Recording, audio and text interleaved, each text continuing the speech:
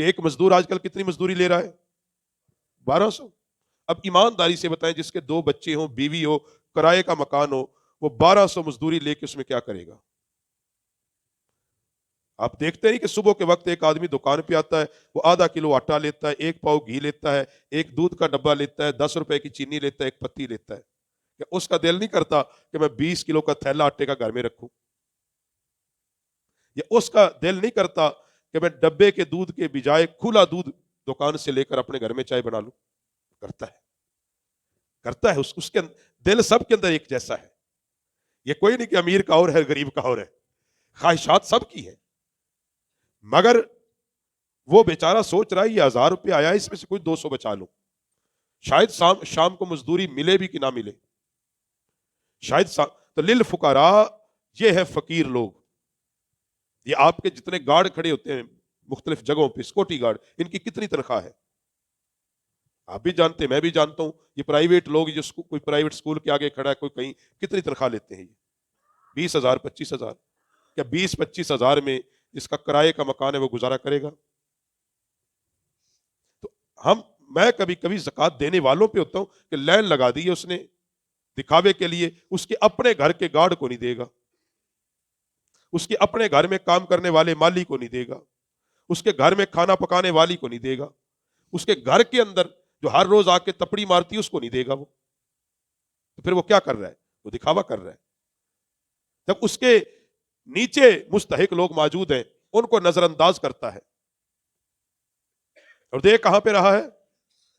تاکہ بلے بلے ہو جائے حاجی صاحب کی، چودھری صاحب کی، چور صاحب بڑا منڈیا ہی آٹا، حاجی صاحب نے بڑی بات کی ہے۔ تو اس لیے للفقراء، اصل فقیر، میں نے یہ 2-3 باتیں کر دی، لمبا موضوع۔ آگے فرمایا والمساکین، محتاج، نادار، کمزور، جو خود کما ہی نہیں سکتے۔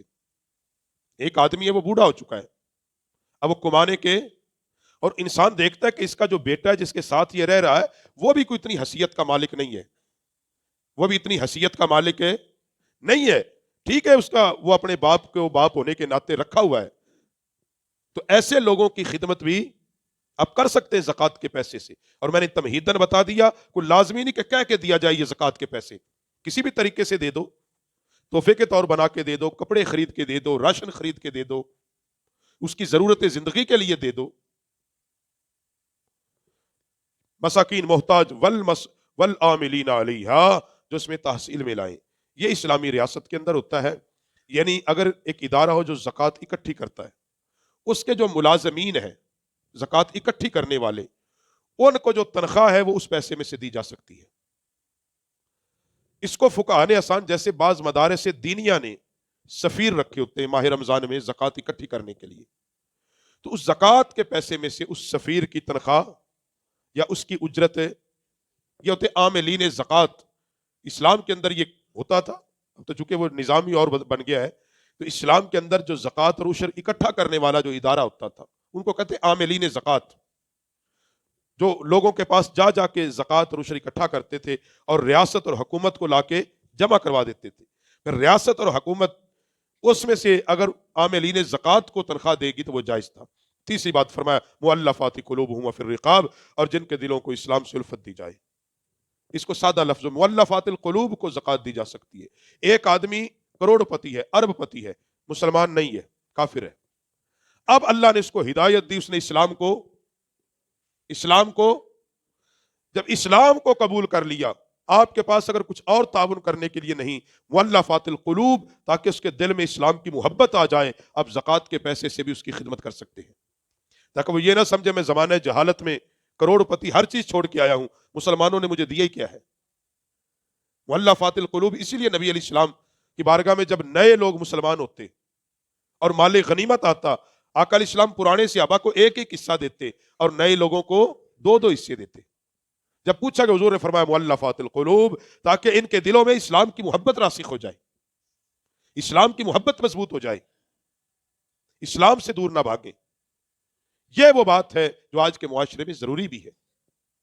ہزارہ حفاظ اور ہزارہ علماء دین سے اس لیے دور ہو گئے، کوئی ان کو تعاون کے لیے تیار نہیں ہے۔ اب جو وہ دین اسلام سے دور ہوئے، کہیں نہ کہیں یہ معاشرہ اس کا مجرم ہے، کہ ویسے تو کیا خدمت کرنی تھی، انہوں نے اپنے احتیاط سے بھی نہیں کی، لیکن خیر یہاں مؤلفات القلوب کا معنی وہی ہے کہ کوئی آدمی اگر اسلام قبول کرتا ہے تو اس کے دل میں اسلام کی محبت کو قائم کرنے کے لیے آپ اس کی خدمت زکوٰۃ سے بھی کرنی تو ویسے چاہیے، اللہ توفیق دے۔ اب ویسے نہیں ہے تو زکوٰۃ کے پیسے سے ریاستی ادارہ بھی کر سکتا ہے، کوئی ریاست کی سطح پہ، کیا اب ایسا نظام نہیں؟ سرکار کے زمانے میں یہ تھا کہ کوئی نیا سی آ کے مسلمان ہوتا تو نبی علیہ السلام صدقات جو حضور کے پاس بطور ریاست اور کے جمع ہوتے تھے حکمرانی کے، اس میں سے سرکار اس کو بھی عطا کر دیتے۔ والغارمین فی سبیل اللہ، اور گردن چھڑانے والے اور قرض داروں کی، وابن السبیل، اور اللہ کی راہ میں مسافروں کی، فریضۃ من اللہ واللہ علیم حکیم، یہ اللہ نے تم پر فرض کر دیا ہے، اللہ علم والا حکمت والا ہے۔ قرض دار سے مراد ایک بندہ مقروض ہے، کیا ہے؟ اور آپ سمجھتے ہیں کہ اگر میں اس کو زکوٰۃ کے پیسے دے دوں گا اس بیچارے کا قرض اتر جائے گا، تو آپ دے سکتے، یا وہ آپ سے یہ کہہ دے کہ میرا قرض اتار دے تو آپ اپنے زکوٰۃ کے پیسے سے اس کا قرض ہے، یعنی اس کی گردن کو اس قرض سے چھڑا سکتے ہیں، چھڑا سکتے۔ مسافر فی سبیل اللہ، جو اللہ کی راہ میں جہاد کے لیے نکلے، دین سیکھنے کے لیے نکلے، مسافر دین، جیسے مدارس دینیا کے طلباء ہوتے، یہ مسافر فی سبیل اللہ ہوتے، کوئی مقصد نہیں، کوئی غرض و غایت نہیں، اپنے گھروں سے کس لیے مدرسے میں آتے؟ بولو، کس لیے آتے؟ کیا ان کی زمینیں ہوتی ہیں؟ تو یہ مسافر فی سبیل اللہ ہوتے ہیں۔ اور حضرت مجدد پاک نے فرمایا تھا سب سے پہلا درجہ یہ ہے کہ تم دین کے طلباء کے لیے اپنی عطیات دو، تاکہ لوگوں کے دلوں میں دین کی محبت آ جائے۔ اور ہمارے ہاں کیا ہوتا ہے، ہم مدرسے کو زکوٰۃ اور فطرانہ دینے کے بعد ہم طلباء کو کہتے ہیں یہ ہمیں دین سکھائے گا، ہمارے فطرانوں سے پڑھا ہے۔ بھائی تو نے اگر احسان کرنے کے لیے دیا تو پھر نہ دے۔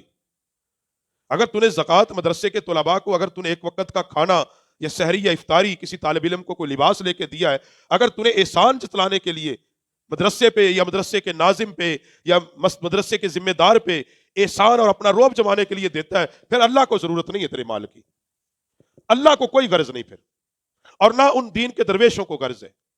وہ جس رب کے دین کے لیے نکلے ہیں، رب کوئی نہ کوئی ان کے لیے ضرور سبب پیدا کر دے گا، کوئی نہ کوئی ان کے لیے سبب وہ رب پیدا کر دے گا جس کے دین کو سیکھنے کے لیے وہ آئے ہیں۔